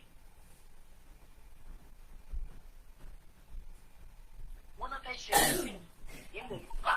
Mr. Kúndì jáde síta wọ́n sọ fún wa. Àmọ́ bóyá wọ́n ṣe mítìn yẹn. A ní kí àwọn bá jáde wọ́n ṣe fídíò nípa àwọn ọmọ sí kò sẹ́yìn tó jáde. Fúlàní pa wá. Wọ́n bá wọn tẹ́ tí wọ́n ń bẹ̀ wọ́n àbí kí ni ìpàdé tó ló ń ṣe níbẹ̀ ọmọ Yorùbá kò sí kankan kò sápẹ̀lẹ̀ kankan náà tó ń wá wọn. Ẹ jẹ́ ká gbà fún ẹni tó lòun fi hàn. Ẹ jẹ́ ká kú ní wàhálà yìí. Ẹ jẹ́ ká gbà kó sì kan tá a tún wá mú òtítọ́ wò la tún fẹ́. Wọ́n jáde wọ́n sọ fún wa ó dẹ̀ ń rí bẹ́ẹ̀ á dẹ̀ ń rí lójú ara wa kó dẹ̀ sẹ́ni kan tó rí láti sí wọ́n fún wa. Àti kékeré àtàgbà tó darí wa gbogbo wọn kò sí ìtàn tí wọ́n ti wọ́n àlàyé kan tí wọ́n ṣe. Bẹ́ẹ̀ adé tó ń tẹ̀lé wọn. Àwọn tó wà ń tẹ̀lé tó mọ̀ kan tó tún mọ̀ àbí tó ṣẹlẹ̀ nínú lẹ́yìn àwọn tá à ń gbẹ́rù lé lọ. Ṣé ló kò la wá wà? Nígbà tẹ́yìn tẹ̀ nǹkan tó wà ní ilé yìí, àwọn tó wà tàbí ẹ̀rí wọ́n sì ní ìwé kẹgbà fún mi. Nítorí tí wọ́n ṣe abọ́ rẹ̀ nílé yìí kó sì náà tó wá mọ́. Mr. Kúndì kẹ́kọ̀ọ́ mo kí gbogbo ọmọ Yorùbá ṣe gan ni bàbá wa Adams tá bá ṣì rẹ ẹni tí ó fẹ́ dá sí +44 75 94 050 sorry +44 74 04 40 5917. That's the studio number so that kẹ́yìn náà kẹ́ fi ohun tí ń sí.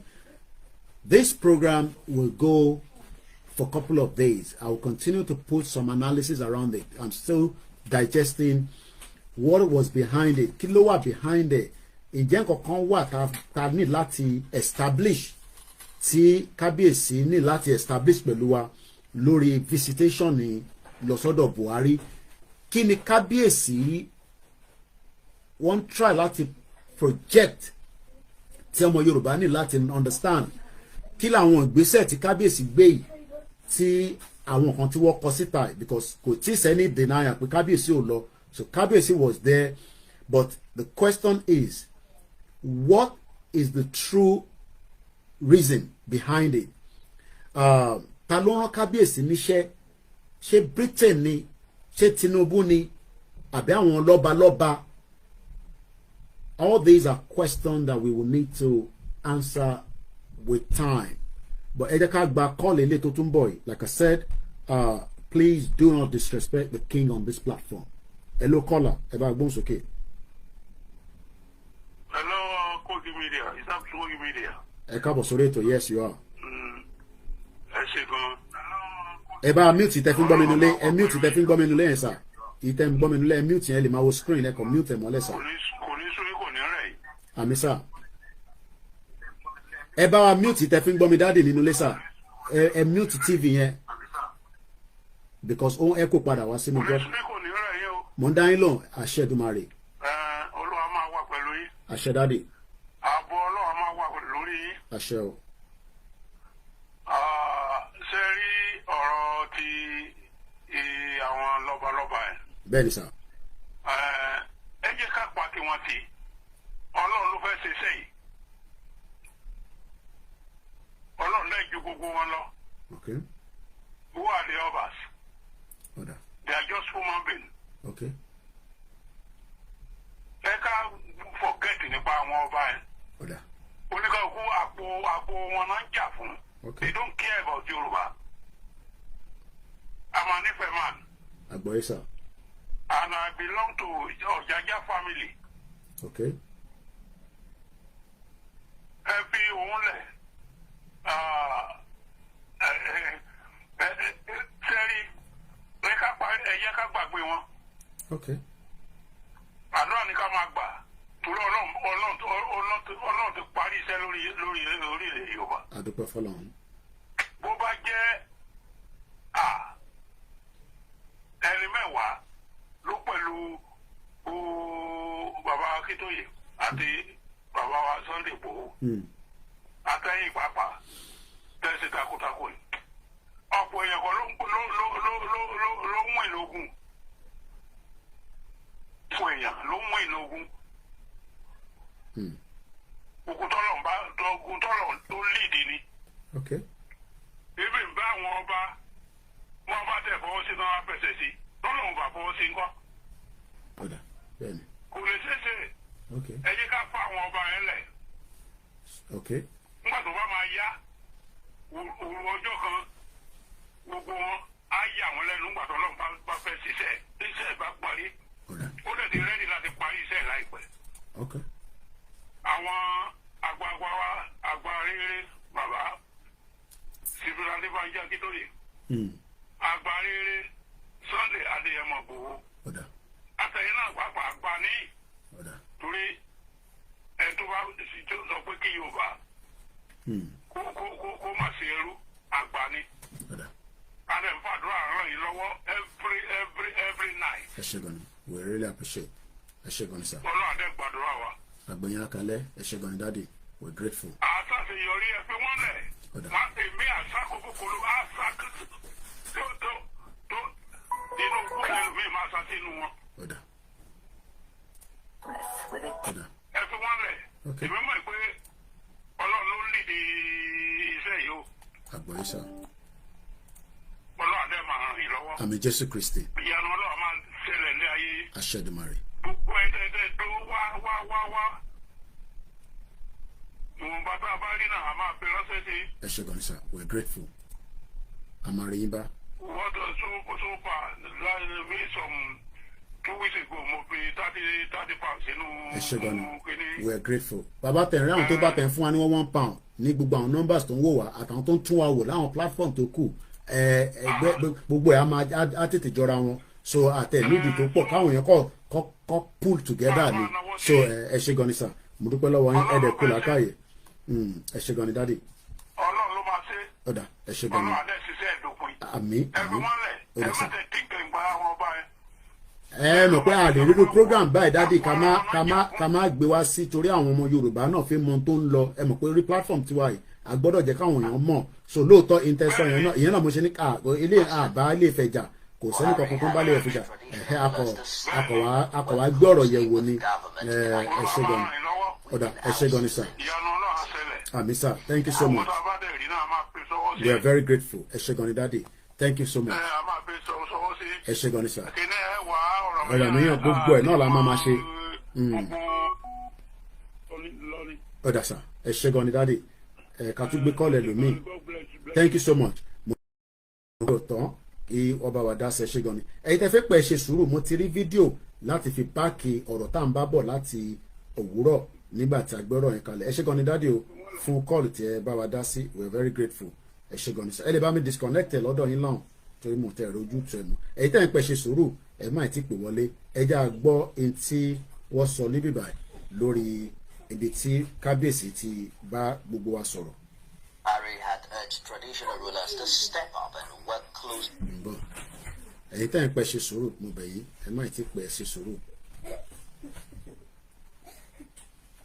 a ní láti connect padà sórí ilé ẹ ṣe sùúrù ẹ̀yin tẹ́ ń pè wá mo bẹ̀ yín torí Elédùmarè ẹ ṣe sùúrù díẹ̀ ẹ ṣe sùúrù ẹ jẹ́ ká sáré gbọ́ ilé náà.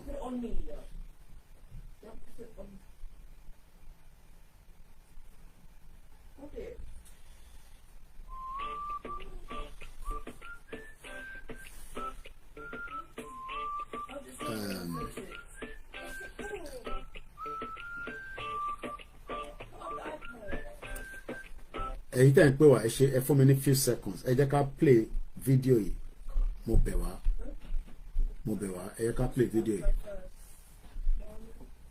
ẹ má ti pè. Buhari had urged traditional rulers to step up and work closely with government in identifying and weeding out citizens complicit in acts of criminality in their domains. The Ooni of Ife visited President Buhari to seek a way traditional rulers could be fully involved in the efforts to curb insecurity across the country and to harpen issues of insecurity being politicized. The monarch expressed satisfaction with the change of service chiefs and expressed optimism that with new ideas being brought to the table, the state of security will improve. I'm here particularly because of all the issues of security threat here and there. And this was 3 years ago. I thought it was a current one. This was 3 years ago. So that means we don't have a video to back this current visit. All right, so that was 3 years ago. I thought it was a current one. I'll leave that because I thought it was a current video, but I realized it's not current. It's 3 years ago. So I need to focus on it. So let's take the rest of the calls because of my time. Hello, caller.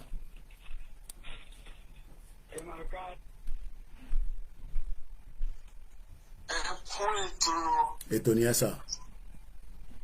Ọba ní Jésù ló ń pè láti Àbújá. Àgbọ̀nrín sà, ẹ káàbọ̀.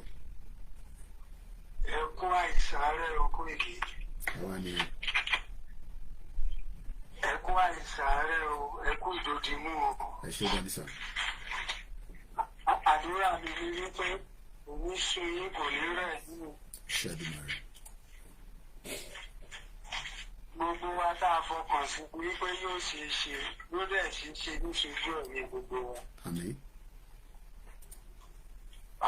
Èmi ò lọ́rọ̀ púpọ̀ láti sọ ju wípé gbogbo ẹ̀yin tẹ̀ ń ṣíwájú wa lórí ọ̀rọ̀ Yorùbá ní ṣòkòtò rẹ̀ yìí. Àmín. Àdúrà ni mo láti gbà fún bàbá wa Akíntóyè. Ọlọ́run bá wa fi kún ọjọ́ ayé wọn. Àmín. Ọlọ́run bá wa fún wọn ní àlàáfíà. Àmín. Ọgbọ́n tọ́lọ́run ti fún wọn kó túbọ̀ máa pèlè fífi. Àmín. CSI náà gbogbo dùn wọn ìlàkàkà wọn kò ní já sásán. Àmín Ọlọ́run. Àtàyà àtọmọ Olúwa dúró ti àwọn náà. Àmín. Bọ́ọ̀kì ẹ̀rí sàárẹ̀. Aṣẹ́dùmarè. ẹ ò ní ṣàárẹ̀. àmín Ìrìn àjò tá a fẹsẹ̀ sí ẹ̀ ní fọmọ yẹn ní tìyàwó rìn. àmín Ọlọ́run Ayé ò ní gbọmọ lọ́wọ́ yín, ayé ò ní gbaṣẹ́ lọ́wọ́ yín, ayé ò ní gbà ìkàmọ̀ ní gbalé lọ́wọ́ yín. àṣẹ Èdùmàrè Mo gbà á ládùúrà kò ní sun yín. àmín Ṣé ẹ rí èyí tó ṣe kókó? Ìròyìn kálukú ń ṣe àtọ́gbà àtàwọn aráàlú tó ń fún ní 5 naira tí wọ́n ń sọ ìsọkúsọ. Bẹ́ẹ̀ ni gbogbo àwọn tí ò yẹ nígbà tí Ọlọ́run bá ṣe tí gbogbo ẹ̀ bọ́ sí nígbà ń jà fún yìí tó bá lójú ìdíjú wọn kò ní ní ìdíwọ̀n. Àtọmọdé àtàgbà àti kìrìsìtẹ́nì o àti mùsùlùmí o àti oníṣẹ̀ṣe o àtẹni tí ò ti ẹ̀sìn kankan tó jẹ́ pé eré tá à ń sáì tí ò ní tuwò fún wọn tó jẹ́ pé ìsọkúsọ ìṣekúṣe ìdí ìbàjẹ́ tó wà ó jẹ́ ká fi ń lẹ̀ ká fèsì bá à ń ṣe yìí. Mo dúpẹ́ lọ́wọ́ Ọlọ́run lẹ́yìn tí mo win ẹnìkan. Mo win ẹnìkan lórí jàǹjàǹgbara yìí. When I spoke with the person and I said this is what we want to. Ẹ lè má rí òye ẹ̀ ìwọ̀nba wa tán òye ẹ̀ ti yé sẹ́yìn. Àkọ́ntínú àti máa sọ fún mi nǹkan tá a sàn láti gé ní tabako lórílẹ̀-èdè jákujàku tí lọ síwájú òsì tàbí gbàdúrà láti yọdún ẹ má gbàdúrà fún Nàìjíríà ó jẹrẹ yíyà ni o.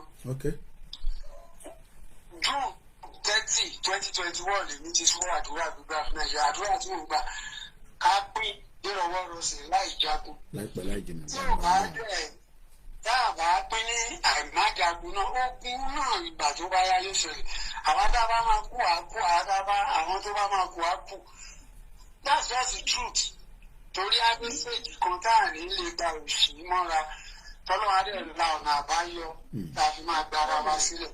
Ẹ yẹ ká fọkàn sí pé a máa borí ẹ fà àwọn ọba lẹ̀. ẹ ṣe gan ni. Tí ìdá lè ṣe ẹni tí oníjẹkújẹ ò ní yé jáde lọ máa jẹjẹkújẹ.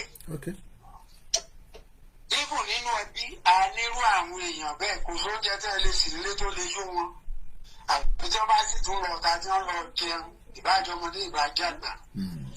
Gbogbo àlejò ká gorí sí ìlú náà ṣùgbọ́n tó dájú ni wípé báwa ti fọkàn sí tá a sì ń tẹ̀lé ká kọ̀ǹtínú àní sáré kò ní rẹwà. ẹ ṣe gan ni bàbá wa thank you so much. Níṣojú wọn nígbà míì yóò tẹ̀ wá lọ́wọ́. àmín ẹ ṣe gan ni. Ọlọ́run ti ṣí wa ní ìyàtọ̀ wípé a lè tẹ̀síwájú nínú orílẹ̀-èdè kì í ṣe pé orílẹ̀-èdè náà tẹ̀síwájú ni. Fún tẹ̀síwájú ẹ̀yẹ ká mú láti gbà yí Ọbásanjọ́ náà láti 70s tó fi sí i. Ìtọ̀síwájú tó kó orílẹ̀-èdè náà dà. Àwọn tó wà ń bẹ̀ sí wọ́n jẹun tó wù wọ́n jẹgúdújẹrá tí wọ́n tiẹ̀ tún fẹ́ wọ́ọ̀sì jù. Adẹ̀mí bá kúrò ń bẹ̀ wọ́n kọ etí kún. Tó jẹ́ bó ṣe jẹ́. ẹ ṣe gan ni bàbá wa. Olúwa wà pẹ̀lú. ẹ ṣe gan ni bàbá wa. ẹ ṣe sá thank you so much. The Lord will strengthen you. Strengthen every agitator. Amen. We shall not be weary. Amen. By the mercy of God.